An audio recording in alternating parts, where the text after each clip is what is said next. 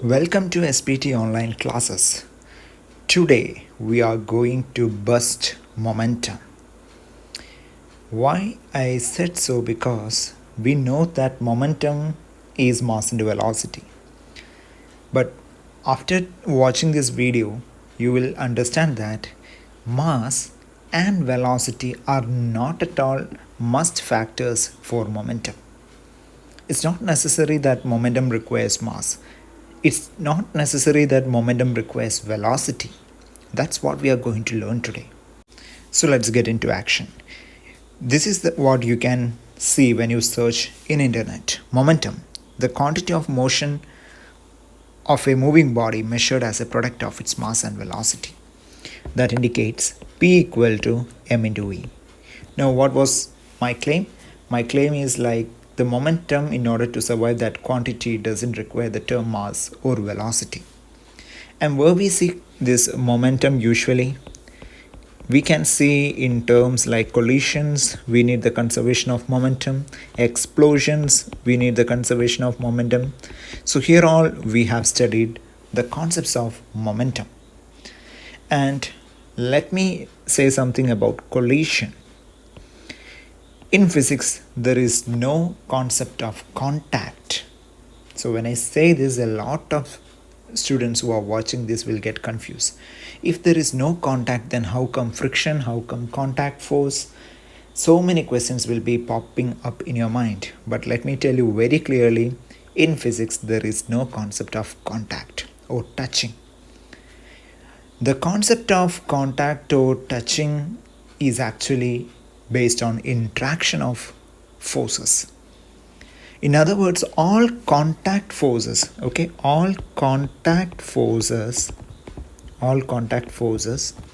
are complex manifestation of electromagnetic force, which means when I write this,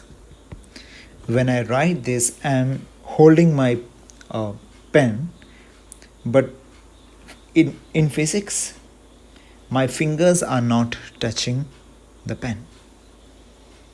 If you are sitting, then I can say that you are not actually sitting, but you are levitating on the chair. Now, what is the reason? The reason is because electrons always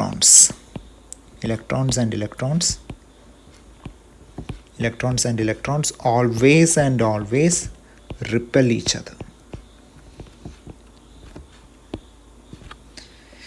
If we are not considering Cooper pairs, that is something for another video, but electrons and electrons always repel. They are not going to attract. They are not going to hit each other. They are not going to collide each other. So your fingers are made up of atoms, and atoms contains electron, and your table or your book is once again made up of matter. Matter contains atom contains electron. When you hold a book, what's happening is that book is actually levitating on the bed of electrons on your hand. Got it? So if I keep something on a table, if I draw like this, if I keep something on a table, say small box, if I'm keeping, it's actually levitating, and it is because of the electromagnetic force of repulsion. Got it? The reason is because if you zoom the table surface, let me draw it in a magnified manner. Yes. It is all made up of atoms, and what did I say? Atoms contain electrons. And above that only you are keeping your object, which once again contains a pool of electrons. So you are keeping a set of electrons on the top of another set of electrons. That's what happens. So collision concept is not there. It's all based on interactions, but in order to make someone understand, we use the word collision. I hope it is clear. Now, why did I say? Because the main application of momentum is in collision as well as in explosion. Okay. Now, next point is momentum does not require mass and velocity. That was my point, correct? So let us focus about mass. Momentum does not require mass. How can I prove it? Momentum does not require mass. So let me take the equation for the linear momentum. I wrote that it is P equal to m into v. That for objects which are moving in a very slow velocity at rest mass. Okay, objects at very slow velocity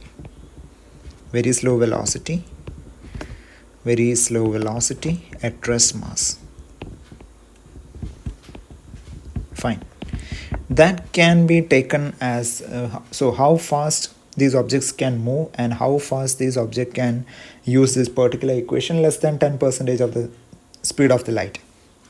Any object with rest mass moving at a speed less than 10% of the speed of the light, they can apply this formula to calculate the momentum. It will work out. But what about objects which have rest mass itself, which are moving faster, something that can move faster than more than the 10% speed of light? We have to use another equation, which is gamma times mv, which is also called as the gamma factor or Lorentz factor. Gamma factor or Lorentz factor. So here we understood two equations. One equation for objects which are moving at very slow velocity and at rest mass, and we have objects moving which are faster than the 10% speed of the light. We use another equation to calculate the linear momentum. Okay, remember the second formula also we can apply for objects at rest mass. But what about objects which don't have rest mass? Not objects, but particles or something that which is not having rest mass. I cannot use the word particle also because it's not having rest mass. That is the case of light. What is the formula for the momentum of light? Momentum for the light is P equal to E by C. Light has, so something which you should understand, light has no rest mass. Light has no rest mass. So relative mass is there, but it has no rest mass. That means, yes, now we got a situation for momentum where the mass is not necessary. Got it? Example, light. Okay. So what is basically light? We know that it is an electromagnetic wave. Let's see an electromagnetic wave. Here you can see an electromagnetic wave. What you are seeing is the fluctuations of electric field and magnetic field. Okay, you can see the colors red and green. Okay, the green vectors are showing the fluctuation of electric field and that's vibrating in the y plane. The red vectors showing the fluctuation of the magnetic field which is in the z plane, and the entire electromagnetic wave is moving in the x plane, because electromagnetic wave moves in the direction of the cross product of electric field and magnetic field. We have discussed about Poynting vector. If you have doubt in Poynting vector, you can watch the video which is there in my channel. Okay, so let's get back into the formula. Momentum is all about obeying Newton's second law. Okay, what is Newton's second law? So many kids will be saying, or so many students will be thinking about the formula F equal to ma. So whenever we say Newton's second law, this is the first thing that comes into mind. We can also say that this is the first version of Newton's second law. Okay, but when we say about Newton's second law, the first thing that should come into mind is not sigma F equal to ma, This is not what it should come to your mind, but the formula that should come into your mind is sigma F is equal to dP by dt, the rate of change of momentum. This is a fundamental formula of Newton's second law. The other one is just a case result, you can say. Now, why I'm saying here? Now, it shows that something which is having a rate of change of momentum can exert force. That is a concept. We already studied that light or electromagnetic wave, if it is making some change in momentum, okay, if it is making some change in momentum, it can exert a force. Okay, that is the result which we are coming into from this formula. So something which can bring some change in momentum with respect to time, that it can exert force, which means light can exert a force. If light can exert a force, that means something which is not having mass can exert a force. Got it? Something which is not having mass can push you. Light can push you. In other words, if you take or calculate your weight, if you can calculate your weight in a room which is with full of lights, okay, you calculate your weight in a room with full of lights, and you take another room which is completely dark, and you calculate your weight there too, and it says that the weight calculated in the room which is well lit will be more. The reason is because photons are exerting force from everywhere. There you can see a change in weight, but that change will be in nanonewtons, which means you are not going to observe that in your weighing machine, but still light can exert force. So now we reached a point which is that the momentum, in the term momentum, we don't require mass at all. Still it can exert force. Then comes the second term, right? What was the second thing? Momentum does not require velocity also. Now let's see that. What's the point? Momentum does not require velocity. Oh my goodness, this is a great thing which you should understand. Momentum does not require velocity too. So already it does not require mass. Now it comes that momentum does not require velocity also. For that, we have a formula which we have studied in our previous video, which is the Poynting vector, a classic formula, which is equal to 1 by mu0 times E cross B. What does this indicate? It indicates the direction of electromagnetic energy per unit area per unit time. And what is the main important thing in this particular formula? You can see that electric field and magnetic field, I haven't written as a varying electric field and magnetic field. I have written it as a constant electric field and magnetic field. Means the concept is even a constant electric and magnetic field can create a Poynting vector or electromagnetic energy, which is in perpendicular direction to the electric and magnetic field. Now, what is the role of this Poynting vector in our today's class? Because momentum and Poynting vector is very well close related, which is P equal to S by C square. Momentum is already a vector. So momentum, linear momentum, understand, this is nothing other than that. This is linear momentum itself. Linear momentum is equal to Poynting vector divided by C square. So when I say like that, what is much big deal in it? To where I am going to? I can write this formula, substitute the formula, above formula, which is 1 by mu 0 E cross B. When I substitute over here, you can find something very surprising. The thing is, here you can see electric field and magnetic field, okay? It's not varying, it's constant, can create momentum. Understood? Got it? So to that point we have reached. Let me show that to you first. Okay, so let's consider the case where two metallic plates I am going to keep right over here. Two metallic plates. And I'm going to apply the electric field in such a way that electric field moves from bottom to top. Got it?